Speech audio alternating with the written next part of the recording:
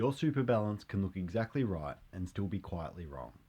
Not because the numbers are lie, but because of what's actually sitting behind it. Here's the thing most people never separate out. Your balance is just a dollar figure. It tells you how much is there. It tells you nothing about what the money is actually invested in. This is general in nature, so it's important to consider your own situation, because everyone's mix will look different.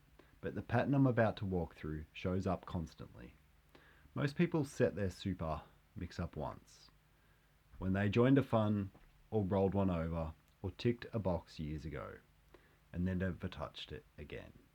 And for a long time, that's fine, because the balance keeps growing, the statement looks reasonable, and nothing feels urgent enough to go back and check. But your life doesn't stay the same for 30 years. And if your mix doesn't move with it, a gap opens up between what your balance looks like and what it can actually do for you. There are two ways this mismatch usually shows up. The first is being too aggressive for where you actually are.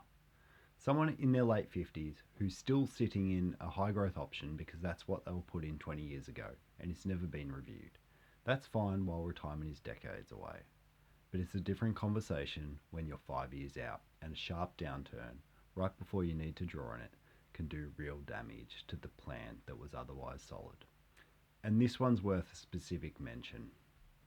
Sometimes the mismatch isn't even inside the super fund itself. It's the bigger picture around it.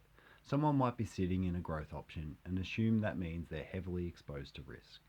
But if they're holding on to large amounts of cash outside of super, in savings or a term deposit, their actual overall risk might be far more conservative than their super statement alone suggests. The point isn't that either of those is wrong on its own. It's that looking at the super balance in isolation can give you a completely misleading picture of your real position.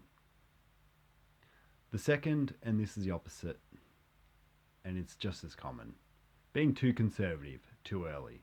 Someone in their 30s or 40s sitting in a balanced or conservative option, often without realizing it, because it felt like the safe choice when they set it up. But at that age, you've got decades for growth assets to do what they were meant to do.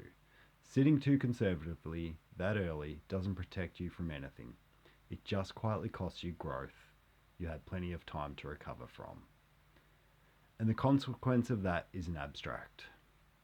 If the balance sits in a conservative option for 20 or 30 years instead of growth, it may simply never generate enough to properly support pension payments later on. You can end up drawing down faster than the balance can replenish itself, because the growth was never there to begin with, which creates a shortfall, not at the start of retirement, but well into it, once it's much harder to do anything about.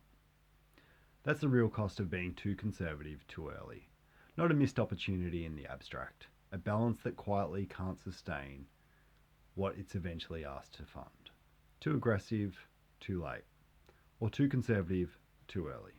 Both of those can sit underneath a balance that looks completely fine on paper, because the balance only reflects what's already happened. It doesn't tell you whether what's invested right now is actually built for what's coming next.